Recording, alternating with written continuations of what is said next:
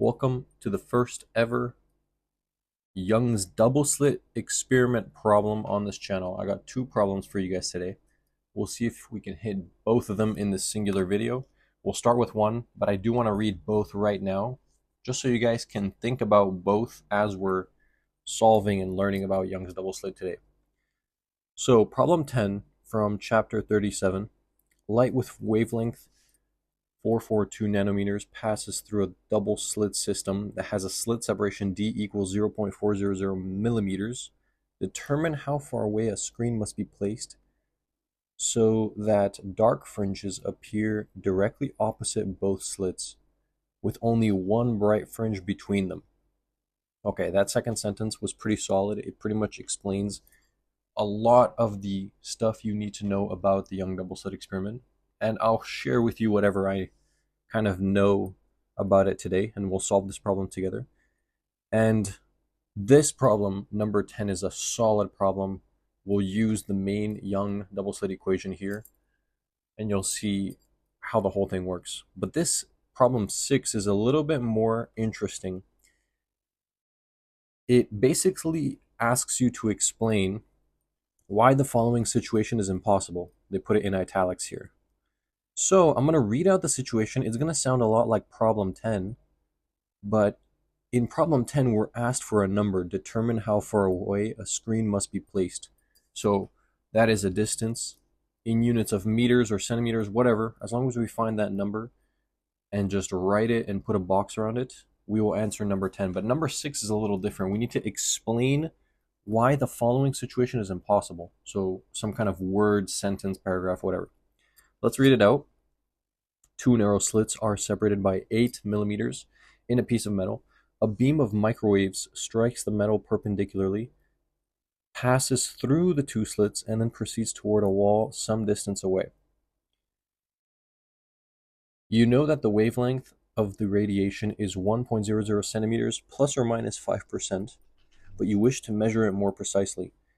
Moving a microwave detector along the wall to study the interference pattern, you measure the position of the m equals 1 bright fringe, which leads to a successful measurement of the wavelength of the radiation. Interesting. Just reading this problem kind of gives us a bit more information of what the Young double slit experiment looks like. Let me pull out a laser pointer here. So in both scenarios, in both problem 10 and problem 6, we have a screen. So proceeds towards a wall some distance away. This in the problem 10 is the screen. So they are both a specific distance away from the double slit experiment. We have two narrow slits here. We have the double slit system here. The slits both have a separation. So two slits are separated by 8 millimeters. In the top one, they're separated by 4.4 millimeters. In this one, they actually call it D. In this one, they just tell you what the separation distance is. They tell you what the thing is made of, like the actual system. In this one, they don't tell you what it's made of. They just tell you light with a wavelength blank is passing through a double slit system with this separation. And they tell you how far away is the screen, they ask you. Cool. In the bottom one, we also have a wavelength. Wavelength of radiation is 1 centimeter. In this one, it was 442 nanometers. So that is a big difference. But both of those things are wavelength of light. In this case, we have 442, I think is like something like blue light. I don't really know. But 1 centimeter, they're telling you that these light waves are actually microwaves. So a little bit of a difference there, different light being used in the experiment.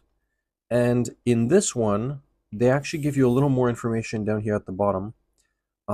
They tell you that there is an interference pattern forming, and they tell you m equals 1 bright fringe. So those are two pieces of info that are not included in problem 10. Anyway, I wanted to read both of these questions because, as you can see, you can pull some meaningful info out of the problems themselves, just the words. And you can also see some similarities because this chapter focuses on one main experiment, the Young double slit experiment. So I'm going to do a little bit of a explanation of what that is, but I'm going to remove this number 6, and we're just going to focus with number 10. Okay, so what's happening is, well, let's draw a picture, keep everything nice with a picture. So this is Young's double slit. Basically, there is an aperture or opening here. Sometimes they call it A, and this aperture is separated from another one with the same size by this distance D. In this problem, they actually give us this distance D, 0.4 millimeters. I'm leaving out those 2 zeros to save some space here, but it is millimeters. Actually, maybe I can rewrite this here. Millimeters. A in this question is not given, but sometimes you will see it. It is the width of this singular aperture right there. Nice. Similar to how the optics problems had a central axis and you set up the lens, this also is useful because you'll see there's some symmetry to this experiment. And a certain distance away, we have a screen. So this is just like a wall, maybe a piece of paper, something that can show you what the light. So here we have light. I'm drawing it as these flat lines because normally it is monochromatic light. So lambda equals constant. And also normally they call this coherent light. So it has to be kind of light coming from a laser pointer. If you had sunlight from the sun is burning and it is releasing a bunch of different light. Maybe there's light that looks like this with a specific wavelength lambda 1, but maybe there's also a weird light that looks like this with a different wavelength. And there might be another one that looks like this. It's just releasing a ton of stuff. So at the end, the light wave will have some kind of weird wavelength pattern like this. And the kind of objective of Young's double slit, which is to view an interference pattern on this screen, will not happen if you don't have monochromatic and coherent light. So maybe that's not too important to know about this problem, but I want to share with you guys everything I know about this because maybe you might be asked a question or two about it.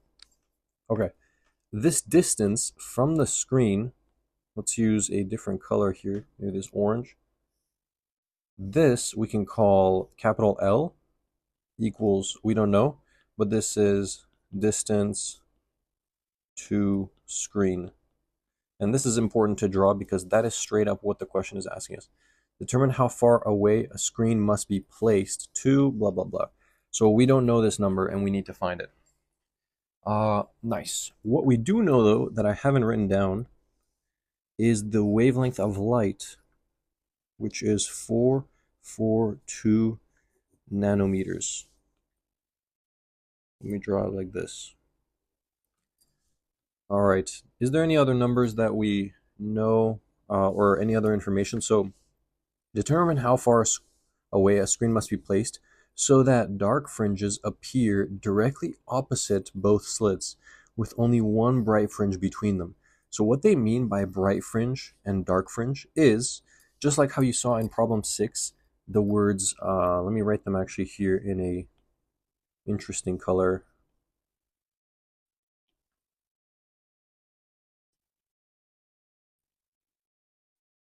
I'm getting lazy with the bolding. Interference. Whoops. Let's not get lazy with the interference pattern. All right, let's hope I didn't spell nothing wrong there. This is important. Very, very important. This is the whole phenomenon we're trying to study. Interference happens with waves. In the previous chapter for ray optics, we saw that light can be explained as moving in a straight line, a ray, you could say, and we didn't do too much with wavelength. We kind of just used the mirror equation, some geometry. That was kind of a geometric optics. This is showing light's other nature, which is when it passes through these two slits, let's say like one wavelength here and one wavelength here. If you remember from Huygens principle, the wave kind of comes out here, right? And it does all of the ray optic stuff, right? There's like rays going here and you your ray optics analysis. But since the light waves have a wavelength, which is characteristic of a wave, like we're modeling light as a wave here, you can get these interference patterns where the wavelength of light combines and gives you like stronger light. So anyway, you get that kind of happening all over here, and on this screen, what you can actually see is an interference pattern. So normally, if you think light is a ray and it just comes in here, you would imagine it going just here, maybe kind of spreading out a little bit if it's going like this, right? So maybe you would expect a really bright fringe over here and a really bright fringe over here. If you model the light as like arrows, for example, you shoot arrows, you're gonna have like a bunch of dots over here and a bunch of dots over here. You wouldn't really expect something like this, you know, because why would your arrows not go in these dark spots? Or you wouldn't expect something like this.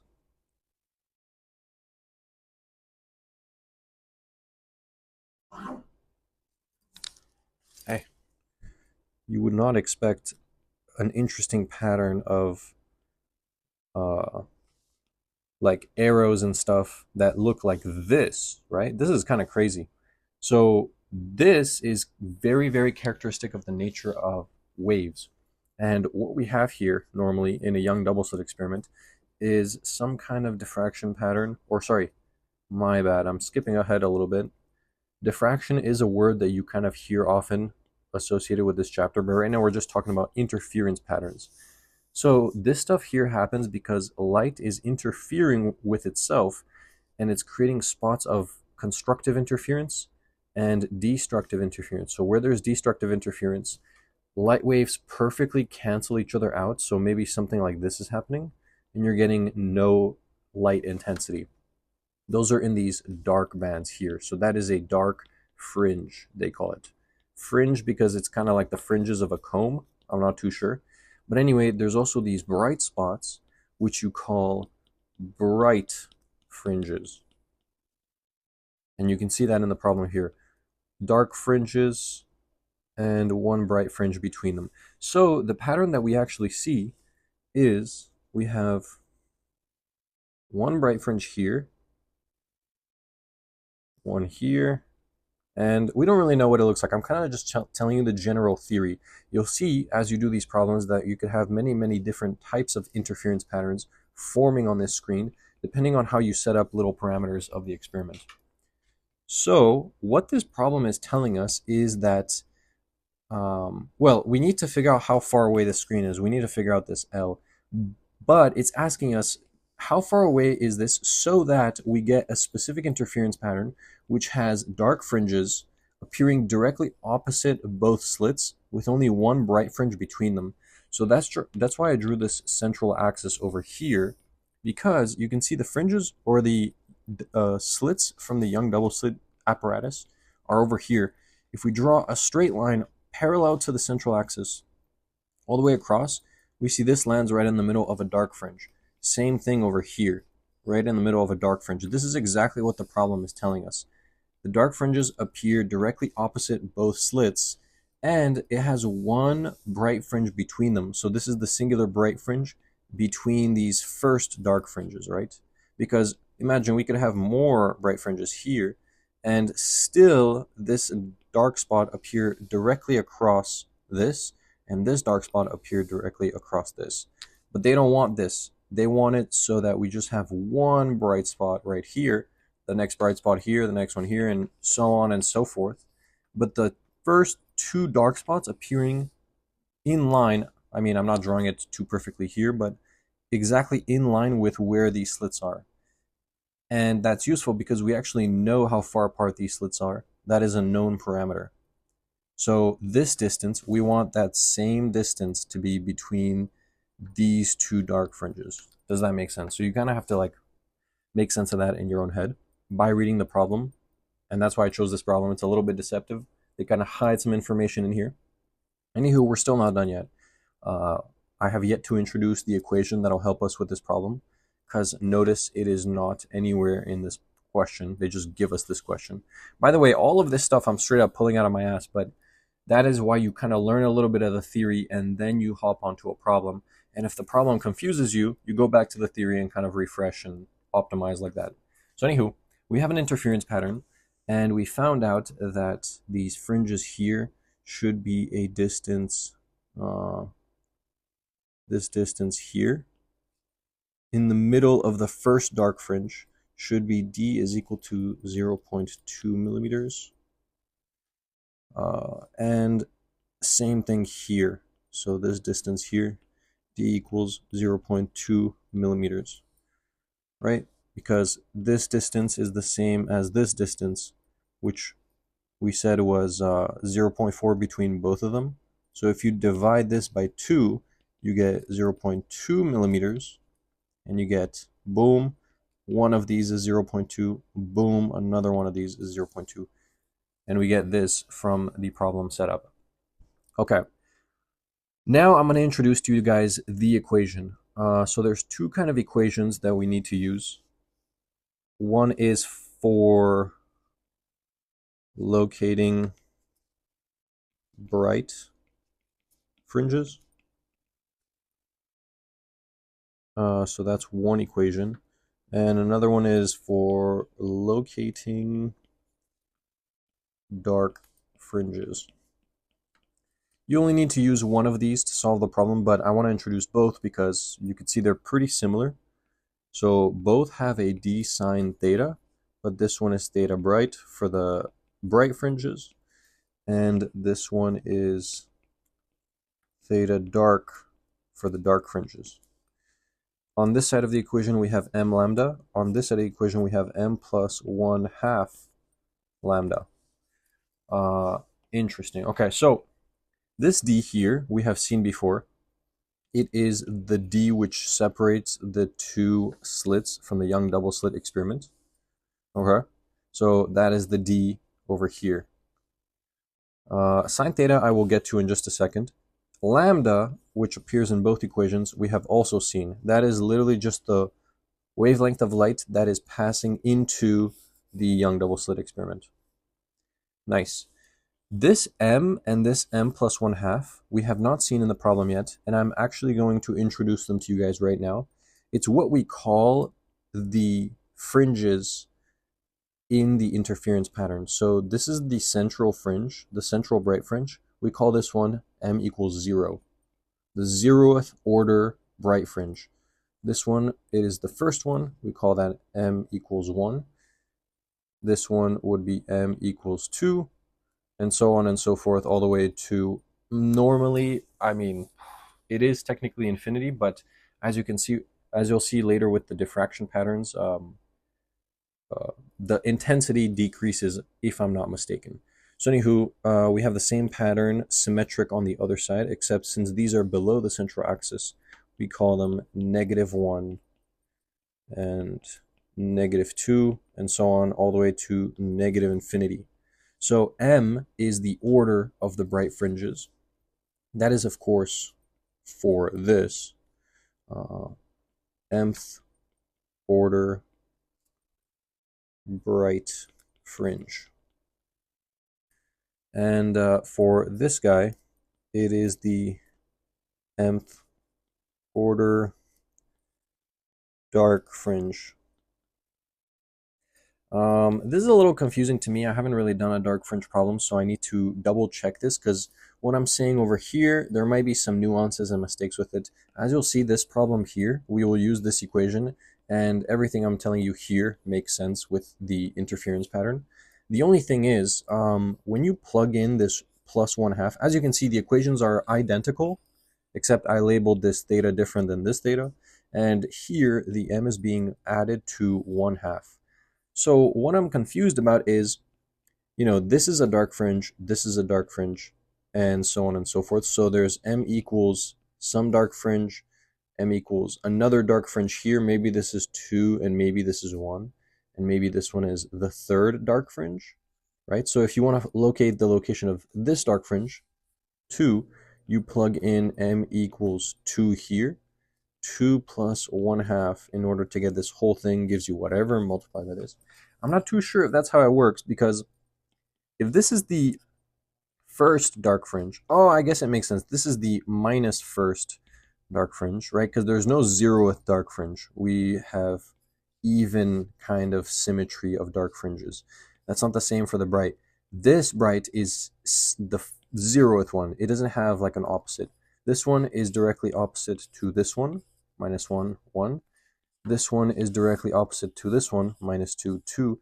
But the 0th one is not. So with the orders of the dark fringe, I think they start at 1, and then they move on, +1, +1, +1. And then with this fringe, they start with -1. So I think I'm right about this, but still, I haven't done a locating dark fringe problem yet. I'm kind of just introducing to you guys both of these equations. And finally, theta inside of this sign is, if you draw a line from here to, from the central axis where the intersection is happening with Young's double slit, so right here, if you draw a dotted line all the way to the specific fringe that you are plugging into this equation, so if I plug in m equals 1, it sets this theta. What is that theta? It sets it specifically to this over here. Theta bright equals, it gives you a specific number. So as you can see, depending on which fringe you draw your line to, let's say we go to the boom m equals 361 fringe, that will give us theta, theoretically. Now, in experiment, I'm not too sure how that works. I think this fringe is going to be super bright, and normally you just work, you do problems with the first few or couple fringes, but theoretically, this equation works for all integers up to infinity, right? It's just an equation. So I'm not too sure what happens with an actual experiment. But that's a crazy experiment. Just talking about Young's double slit overall, and I promise I'm going to get to solving the problem in just a second. I know it's kind of a lot of a setup, but it's important. So just the theory of this problem is crazy, because I haven't really talked about why this interference pattern occurs, but it occurs because we're modeling light as a wave, right? There's wavelength coming here, some of this stuff I spoke about earlier, this separation distance here. Sometimes you'll see graphs derive the Young double slit equation, and they use something like this, and then they do some kind of trigonometry here to locate the path difference, or they basically want to find how different is the wavelength of this light compared to this light at all locations across this entire screen, and then you will get like constructive interference, destructive interference. So study up on Young's double slit if any of this confuses you. But basically, we have this equation over here. I'm actually going to circle this in red because it is important. And this dark fringe stuff, I know it's important, but just to save room right now, and since we're not going to use it, we could use it. Like, since the theory applies to this scenario, we could. But as you'll see in a second, I don't think we need to. Actually, maybe we might have to. There's some symmetry and stuff so that you could use either and it should work, but anywho. Okay, that does not really talk about the distance from the screen, which is what the problem is asking us. So this is another thing I wanted to tell you guys. The distance from the screen is literally this bottom half of the central axis, which starts at Young's double slit and ends at the screen, right? That is the distance L. I told you just now that the Young double slit equation talks about the M something order fringe, right? The dark fringe or the bright fringe, whatever. And it also includes theta over here. So if we know all parts of a triangle, or at least one part of the triangle and an angle, we can find all other parts of the triangle, which in this case is the thing that we're missing for. Okay, so basically what I'm saying is, if we want to find L, we have to find theta, and if we find theta, I think we're chilling. And we also need another part of the triangle, which we have over here. Okay, so all right. That being said, I'm going to draw another simplified Young double slit experiment here. Just kind of a small one because, wait a second, let me grab the blue color here. Screen. I said that there was one bright fringe in the middle and then one bright fringe here. And then this slit is exactly kind of opposite to this, which we said was 0.2 millimeters. Okay, now we have this young double slit triangle forming here. Boom, boom, boom. The bottom half of the triangle is the thing that we need. This is L. This side of the triangle is 0.2 millimeters, and theta is over here. So if I remember SOHCAHTOA, TOA, take a look at my vector video. I think I talk about this if you're wondering. But basically, we're just using some trigonometry onto a triangle here. And I can see that we have so the angle is here. We have the opposite side and we have the adjacent side. Opposite, adjacent. So we can use tangent to work here. Let's use tangent theta. We don't have theta, but we know that this is equal to the opposite side, which is 0.2 millimeters, over the adjacent side, which is L. So now that we have this, I can multiply L on both sides and divide tangent theta, and we should get millimeters here divided by tangent theta. Cool, now I have an equation where if I plug in theta, I get the answer to my problem. But the theta has to be super special, right? It has to be such that we get this occurring, right? So you can see kind of like I'm kind of thinking ahead of how to solve this just because I know a lot of the theory and I kind of know a little bit about the problem, right? I know that if we change the screen, we will change the interference pattern and we won't really get the scenario that we're looking for. So if you lock shit down like that, you'll see that you'll jump quickly using the equation that applies to the theory and some tools like mathematical tools. You'll get to the answer pretty quickly. But we're not there yet because we don't have theta. So theta equals what? How do we find theta? And this is where we use the bright fringe experiment, the equation for Young's double slit experiment. So I'll rewrite it here. We have d sine theta, right? And this is the theta that we're looking for, equals m lambda for the bright fringes. So I can technically find theta. Okay, here's what I'm going to do. I have this triangle here, which goes to the first bright fringe. So I plug in m equals 1, and I lock down this triangle, which gives me theta, but it's not the right theta. Remember, I want the theta that goes to here, which is a smaller theta. It's actually half of theta. So you can see there's this first triangle that goes to the first bright fringe, and then there's this second smaller triangle, which is almost identical. Everything is the same except the hypotenuse ends over here exactly halfway between the bright fringe and the middle bright fringe, which is exactly the center of the m equals 1 dark fringe. Right, so you see what you see what I'm saying here? I need to locate theta for this triangle, and then if I divide it by 2, so I do divided by 2, I have the proper theta final, let's say, that we can plug into this equation that'll solve the answer. And for that, we need to use the bright fringe equation. But I can just as easily use the dark fringe equation and just create this triangle.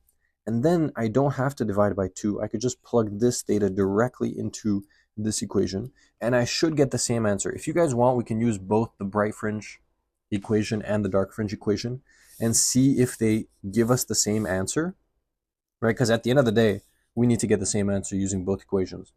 So we'll see if that's true. But for now, I need you guys to see that I'm plugging in m equals 1, and I am locating this theta, which I then later need to take, divide by 2, and then I'll get theta final and plug into here. Okay, so if that's clean, I'm going to now plug stuff in. So what I can plug in is d, which is 0.4 millimeters. I have sine theta, which is the unknown. I have m equals 1, which I've locked in. And I have the wavelength, which is 442 nanometers. Is that true? Let me take the look at the picture. 442 nanometers. Looks good. Now I can isolate for sine theta by dividing by 0.4 millimeters. I'm actually going to do another equal sign and convert everything to meters. So 442 nanometers, I remember the conversion is nano is times 10 to the negative 9, and meter stays, right? So I just replaced this little n by times 10 to the negative 9. I left the m here, I left the 442 here, and this is the conversion. There's a table that tells you like milli, nano, all those little like prefixes, even for the big ones like mega, giga, there's all of those. There's zero here, and then there's milli, nano, all of the small ones, all of the big ones. You can take a look at that table and kind of remember a few of those. I just remember that nano is times 10 to the 9, nano, 9. Nona, I guess, in Italian, nano, or Greek. Anywho, same thing with milli. I remember that milli is times 10 to the negative 3. A milli, actually, no. Anyway, we got that. And this is nice because meters cancels with meters, right? Nanometers and millimeters do not cancel, but meters and meters cancel. Which is great because we need to have something unitless here.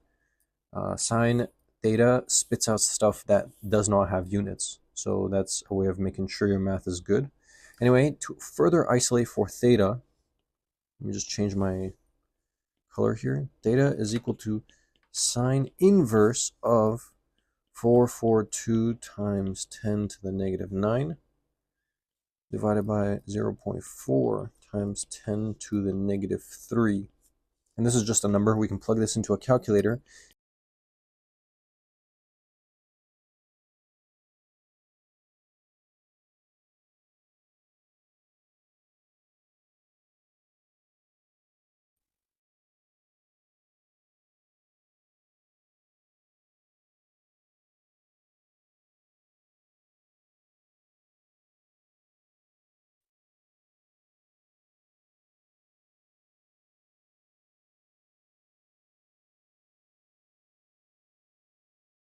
Okay, looks like I got an answer here. And we can do 0.0633. Nice. And we can change to degrees and radians. So this should be degrees. Thank you, Desmos. Always helpful. All right. Well, now it looks like we could literally just take this, paste it down here, and do 0.2 millimeters over tangent of 0.0633, which gives us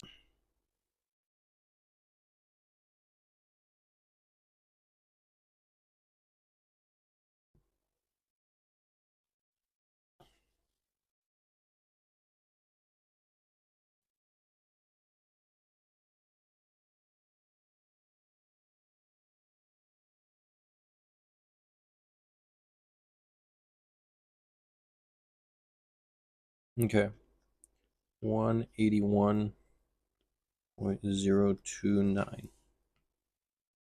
And if you notice, tangent of an angle gives you something unitless. And on the top, we have millimeters. Millimeters divided by something unitless remains millimeters. So we have our final answer here in millimeters. If you want, you can convert that into meters or centimeters or whatever. You can see ChatGPT actually decides to use the dark fringe equation. Oh, they mentioned the bright fringe one also. Ooh, but take a look at this. They use m equals 0 for the dark fringe, when before I thought that we had dark fringes beginning at 1. So this is super interesting, and this is why I said I was like a little unsure about it and why I decided to go with the bright fringe equation. So take a look at this. If you don't know why this is happening, try Google searching it and be like, why does the Young double slit equation for the dark fringes start with m equals 0? And see if you can explain that. Maybe it just starts with the 0th order for both sides. I don't know. Anyway, let's see if we get a final answer here. I'm just moving through. 36.2 centimeters. That looks off. Can you give me the final answer in millimeters? Let's see. 362. Okay. That looks like it's about half, or sorry, double my answer. 181 times 2. Let's just take a look. 362. And the answer chat got was 362. Okay, interesting. So maybe I did something wrong, or maybe ChatGPT did something wrong. I feel like you may have made an error. Can you use the bright fringe equation? Let's see. Double check. Let's go through the correct path. All right. This is me kind of just checking in with a friend to see what they got and what I got and why the difference is like this.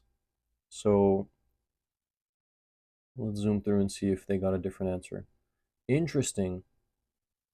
So they got the same answer we did with the bright fringe equation. Let's say, why did we get different values for the bright fringe versus the dark fringe equations?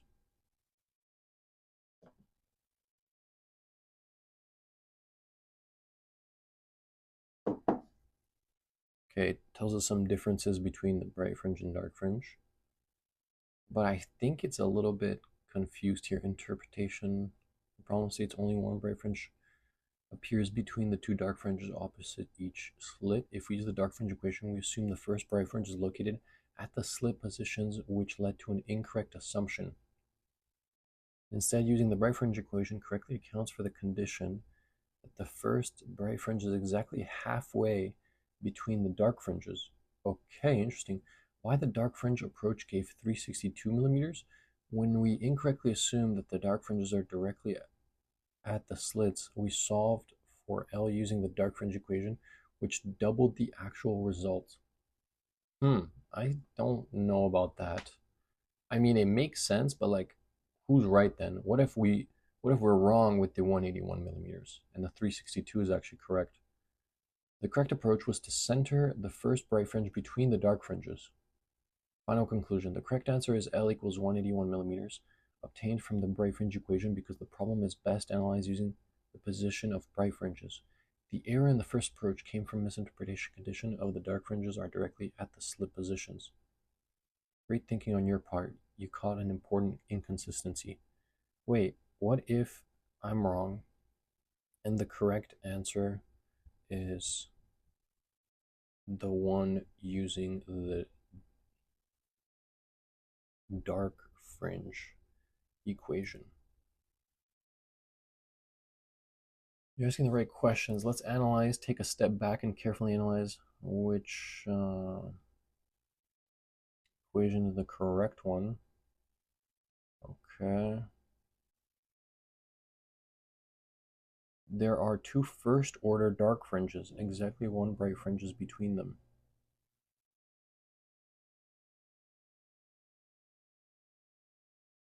Understanding the dark fringe. Okay, they still use m equals 0. I suspect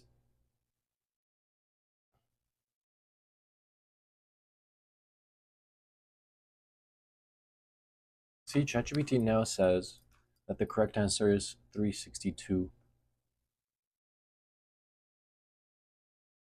So this is why whenever I recommend ChatGPT, I always say be wary because sometimes it makes some mistakes. And if you just believe it, like without kind of double checking, you also may be wrong. Like even if you both get the right thing or the same answer, it doesn't mean you're both correct. It could mean some scenarios that you're both wrong. So why I'm curious here is because it's using the m equals 0 bright fringe for the dark fringes. Why are you using the m equals 0 for the dark fringes.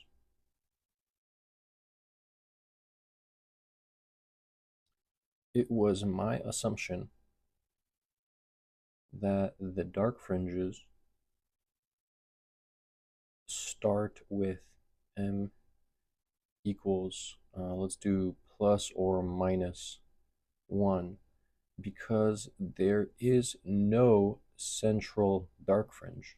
This is just what I'm thinking, and I'm kind of plugging it into chat here to see if it agrees with me.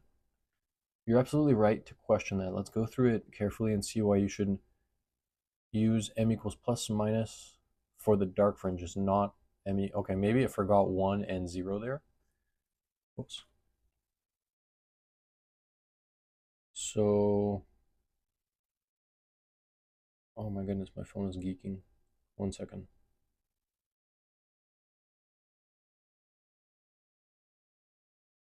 Okay, step 1, understanding the dark fringe condition. For a double slit experiment, the dark fringes occur at positions. See, okay, now it changes it. The dark fringes occur at m equals plus and minus 1, plus and minus 2. So my original thing here, it's validating it. Maybe ChatGPT is just really, really not that like refreshed on optic stuff, and it's like just spewing out some incorrect stuff. So I'm just using it here to like double check my work, see what's happening if it gets the same thing as me. And since it's showing some inconsistencies, I'm not going to just rely on this. I'm going to go back in the textbook and confirm whether or not dark fringes start with 1 and they have no 0. The central maxima m equals 0 is always bright. The first dark fringes correspond to m equals plus minus 1. Since the problem states that dark fringes appear directly opposite both slits, we assume that there are first order dark fringes at m equals plus minus 1. So interesting. The same shit I thought in the beginning. Then it uses that to solve for the length, and it gets 121. You were absolutely right to question the assumption about m equals 0 for the dark fringes. Since there is no central dark fringe, the first dark fringe is at m equals plus minus 1. But it's still getting the wrong answer because we have 181 and this gave us 121. Are you sure 121 millimeters is correct? I got 181.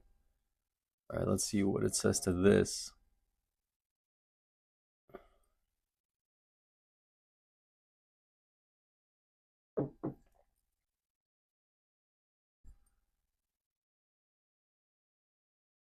Okay.